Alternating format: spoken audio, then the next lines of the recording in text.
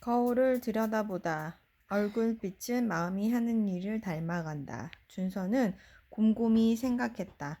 어차피 아빠 엄마가 여행에서 돌아올 때까지 저 잔소리 대마왕 아저씨와 살아야 해. 그리고 저 아저씨는 아빠가 고용한 사람일 뿐이야. 앞으로 나한테 잔소리를 못하게 강하게 나가야겠어. 준서는 밖으로 나갔다. 다산 아저씨는 거실에 없었다. 준서는 뭐 시킬 일이 없나 주위를 둘러보았다. 마침 어제 발로 걷어차 넘어진 화분이 눈에 띄었다.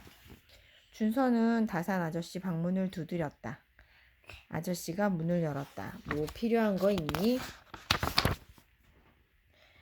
준서는 당당하게 말했다. 저 화분 좀 치우세요. 아저씨가 준서를 빤히 보았다. 뭘 봐요? 사람 얼굴 처음 봐요? 준서야, 왜요? 너 거울 언적 본 적 있니? 준서는 짜증난다는 듯이 얼굴을 찡그리며 대답했다. 거울 안 보는 사람도 있어요? 그때 아저씨가 준서 손목을 잡았다. 준서는 화들짝 놀라서 손을 빼려고 했다. 하지만 아저씨는 준서 손목을 꽉 잡고 거실벽에 달린 거울 앞으로 다가갔다. 준서는 겁이 났지만 하는 수 없이 아저씨에게 끌려갔다. 거울 속에 비친 내 얼굴을 한번 봐. 준서는 거울을 보지 않으려고 했다. 하지만 아저씨가 거울을 향해 준서 머리를 미는 바람에 어쩔 수 없이 거울에 비친 자기 얼굴을 보고 말았다. 어떠니? 아저씨 물음에 준서는 퉁명스럽게 대답했다. 내 얼굴이 뭐 어때서요? 이만하면 잘생겼네요. 아저씨가 나지막한 목소리로 말했다. 얼굴빛은 마음이 하는 일을 닮아간다. 얼굴은 마음의 모습이야. 공부하는 학생의 얼굴은 해맑지. 매일 보는 글의 표정을 닮았기 때문이야. 하지만 어떻게 하면 돈을 많이 벌까 궁리만 하는 장사꾼은 그 검은 속을 닮아 얼굴도 시커멓지.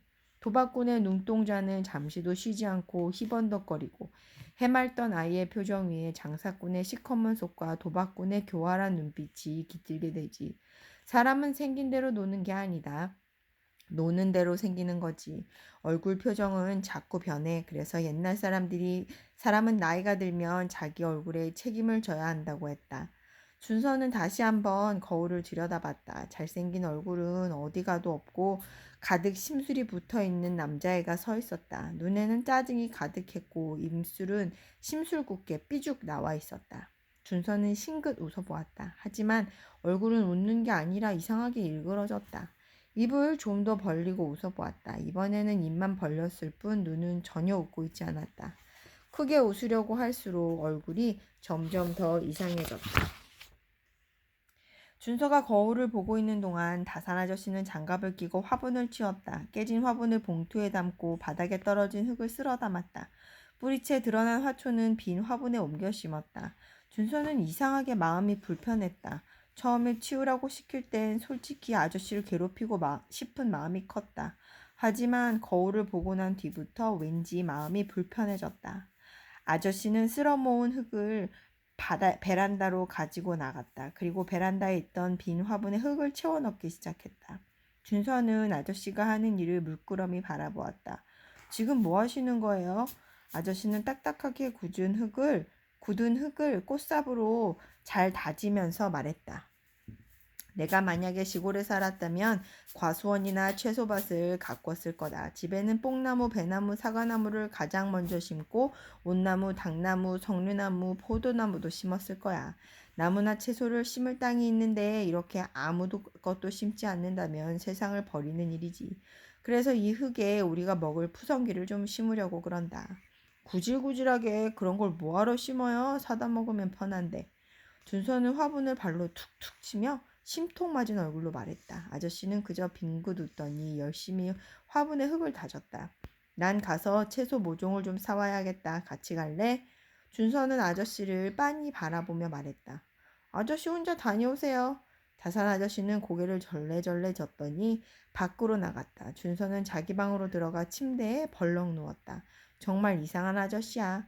생각하지 않으려 해도 자꾸만 다산 아저씨가 신경에 거슬렸다. 초라한 옷차림하며 입을 속이라는 말이며 마음이 하는 일이 얼굴을 닮아간다며 억지로 거울을 보게 한 거며 진짜 잔소리 대화망이 따로 없다. 에이, 잠이나 자자. 준서는 푹신한 침대에 들어가 잠을 청했다. 대낮에 이렇게 잠을 자본 적은 한 번도 없었다. 준서와 엄마는 낮이나 밤이나 항상 바쁘고 허둥댔다. 조용히 누워있으려니까 마음이 불안했다. 학원에 안 가도 되나?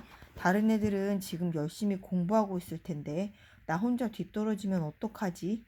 이런저런 생각 때문에 도저히 잠이 오지 않았다. 준서는 침대에서 일어나 밖으로 나갔다. 밖은 조용했다. 준서는 문득 다산 아저씨 방이 궁금했다. 현관문을 잠그보고 집안에 아무것도 없는 걸 확인하고선 다산 아저씨 방문을 열었다. 방 안을 들여다본 준서는 깜짝 놀랐다. 책상 위에는 금방 책을 읽다 나간 것처럼 책이 펼쳐져 있었고 아무것도 없던 벽에는 메모지가 빼곡히 붙어 있었다.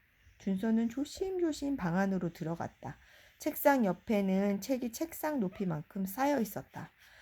다산 아저씨가 끌고 온 가방 속에 책인 것 같았다. 시경, 서경, 노노, 맹자, 중용, 대학, 사기, 얘기, 춘추 같은 제목의 책이었다.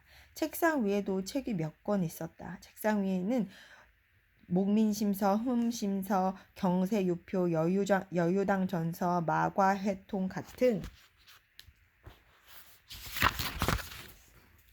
이상한 제목이 붙어 있었다. 준서는 책상 옆에 있는 책을 살펴보았다.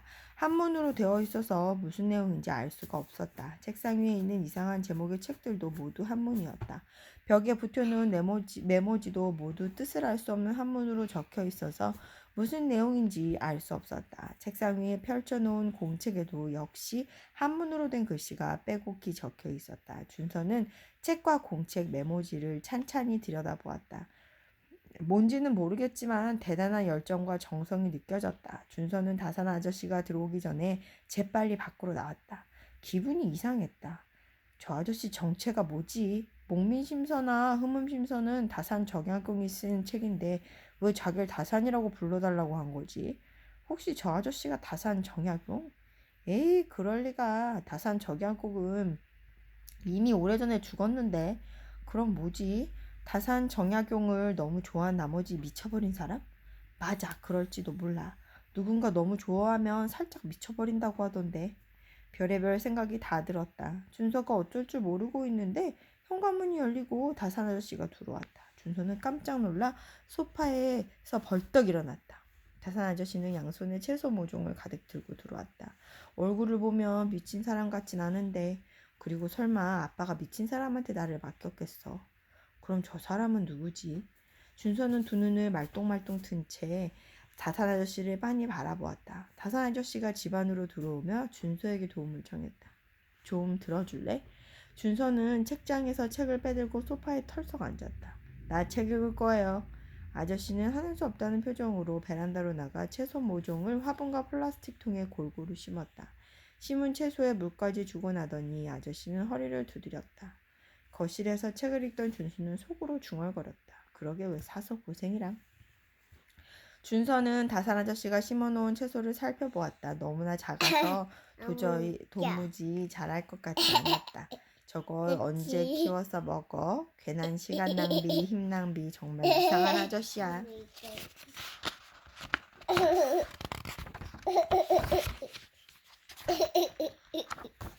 자, 오늘은 여기까지입니다. 3장을 읽었으니까 우리 토요일날 만나서 이야기해봐요.